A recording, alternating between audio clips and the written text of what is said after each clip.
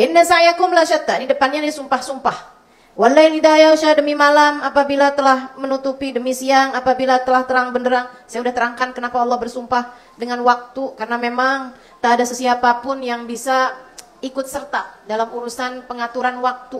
Gak ada yang bisa mundurin matahari terbit, gak ada yang bisa majuin matahari terbenam, tuh gak ada yang bisa.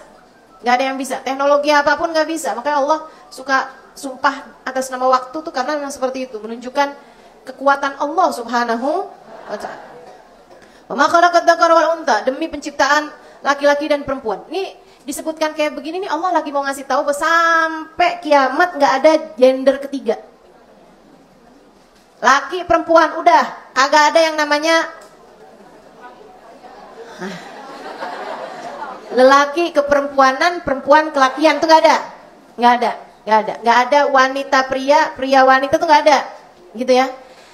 Nggak ini juga kalau orang kemudian tidak dibenarkan. Kalau orang kemudian mengatakan bahwa saya ini sebenarnya adalah laki-laki yang terjebak dalam tubuh perempuan, atau sebaliknya yang sekarang banyak terjadi, banyak laki-laki bilang saya tuh sebenarnya dalam saya perempuan, saya hanya terjebak pada tubuh yang salah. Nah ini maksud kamu yang salah tuh siapa? Iya kan? Maksud kamu dalam tubuh yang salah, terus yang salah tuh siapa? Kamu mau nyalahin Allah Subhanahu wa ta'ala atas pilihan takdirnya? Nggak bisa. Kamu perempuan, ya udah perempuan. Kamu laki-laki, ya udah laki-laki gitu. Nggak kemudian kamu milih-milih, saya enaknya jadi perempuan apa enggak ya? Apa laki-laki ya? Karena begitu teman-teman saya sekalian. Ini zaman tambah akhir nih, tambah ngaco urusan begituan. Orang menganggapnya sebagai HAM, hak asasi manusia. Terserah dia dong, dia kepengennya jadi laki-laki apa perempuan. Ya ngapain terserah dia, kita lihat dianya laki apa perempuan. Saya pernah baca satu informasi, maksudnya satu berita gitu ya. Wah ada seorang artis di sana, di luar itu ya, manggil anaknya dengan they. Enggak she, enggak he gitu, tapi they. Ketika ditanya, kenapa kamu manggil anaknya tuh dengan kata ganti they gitu kan. Dia bilang, karena anak saya belum memutuskan dia mau jadi laki-laki atau perempuan.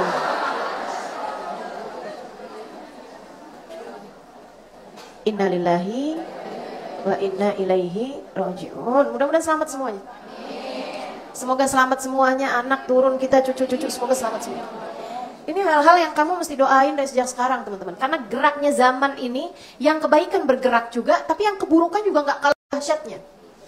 TV-TV, film-film dan seterusnya itu ngajakin orang buat kayak yang ya udah gitu kan, ada haknya manusia gitu. Kalau dia emang dia merasanya begitu gimana?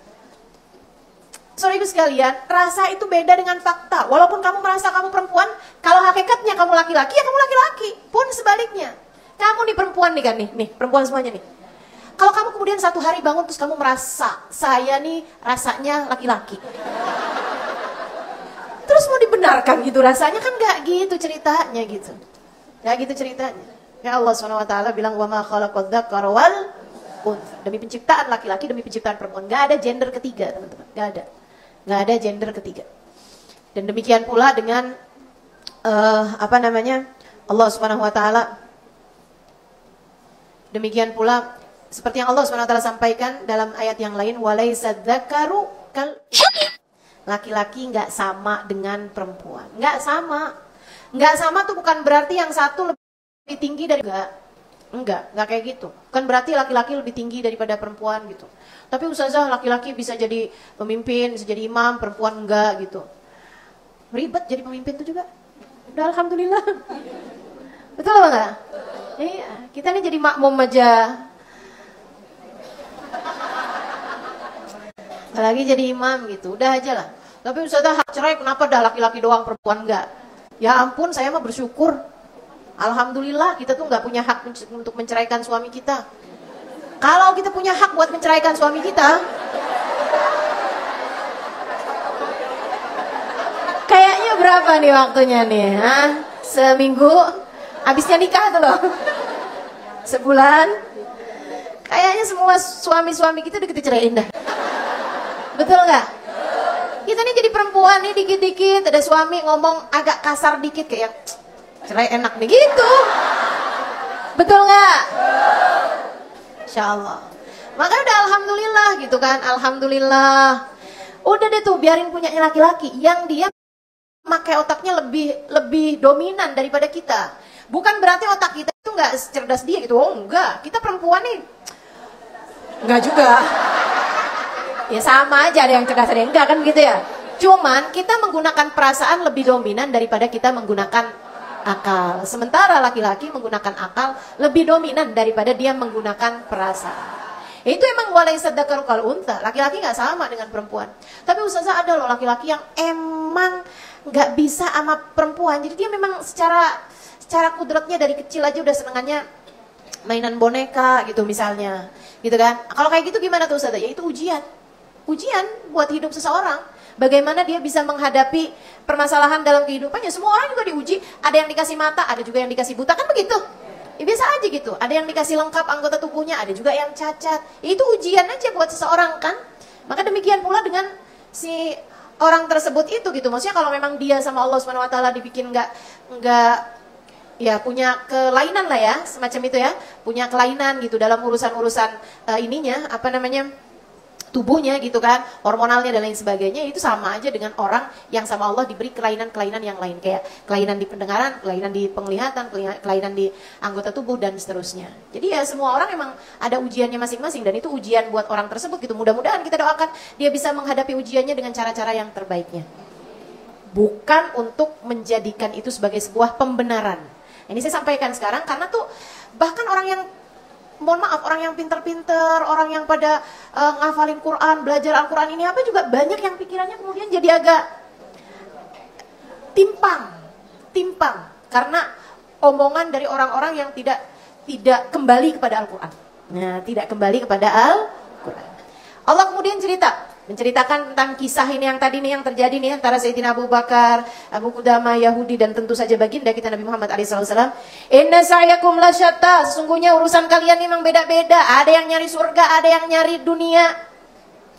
Usaha kalian sungguh berbeda-beda. Yang nyari akhirat sampai segitunya kayak Sayyidina Abu Bakar, sampai mau satu pohon dibeli dengan satu kebun. Sementara ada juga yang nyari dunia sampai segitunya juga si Yahudi, udah dibeli tuh satu pohon dengan kebun masih juga ngincer panenannya. Ya Allah, inna sa'yakum lasyatta. Tinggal kamu mikir kamu mau yang kayak gimana gitu.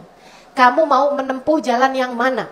Fa amma man ata wattaqa, Sayyidina Abu Bakar, orang yang mau memberi dan dia bertakwa. Saddaqa bil husna, dia percaya sama janji Allah yaitu akhirat. Dia percaya sama pohon yang disebutkan oleh Nabi Muhammad SAW sebagai sebuah pohon di surga.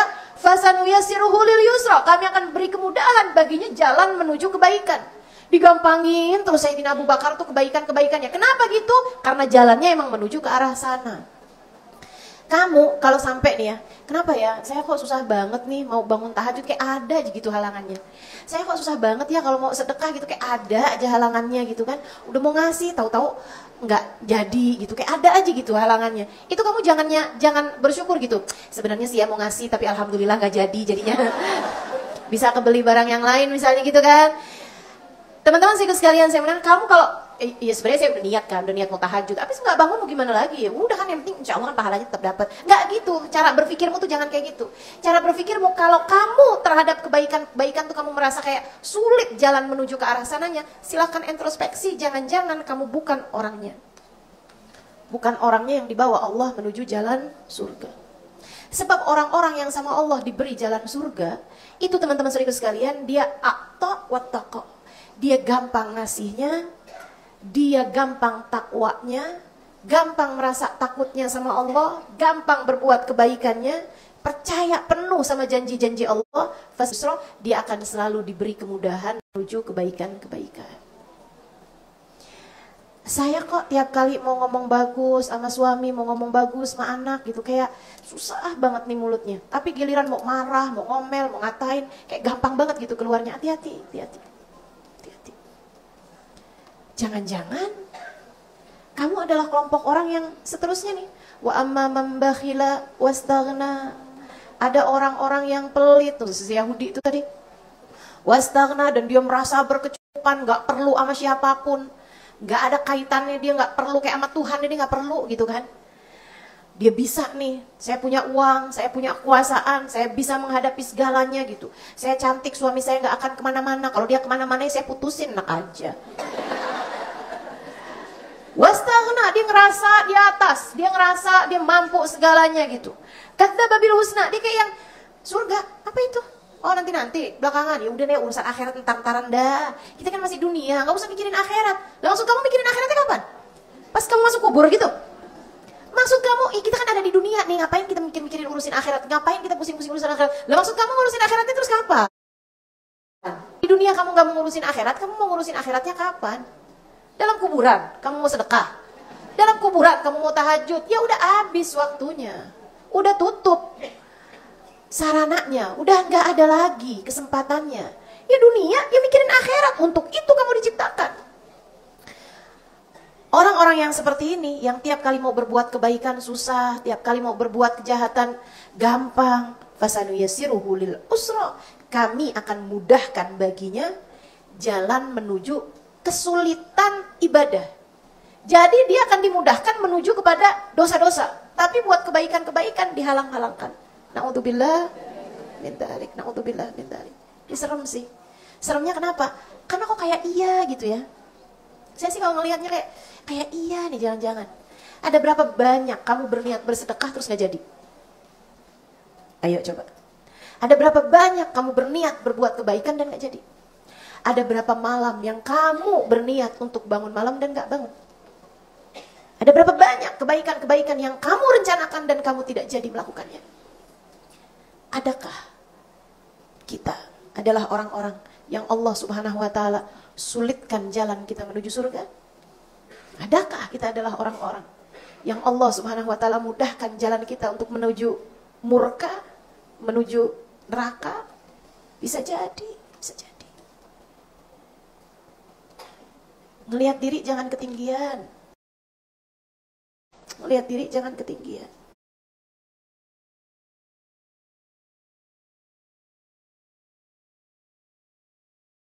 Nabi Muhammad. Ya itu kan perasaan kamu. Seperti yang tadi saya sampaikan, belum tentu perasaan sesuai dengan fakta. Belum tentu nyatanya memang iya gitu. Bisa jadi kita sekarang beriman, tapi di sisi Allah, kamu katanya beriman, tapi kok kamu tidak mendekat kepadaku seperti mendekatnya orang yang beriman. Jangan sampai kita jadi orang-orang yang menyangka diri kita adalah permata, padahal hakikatnya kita adalah debu belaka. Jangan sampai kita jadi orang-orang yang merasa diri punya nilai di sisi Allah Subhanahu wa Ta'ala, padahal sejatinya tidak. Semoga Allah Subhanahu wa Ta'ala menyelamatkan kita semuanya, insyaallah.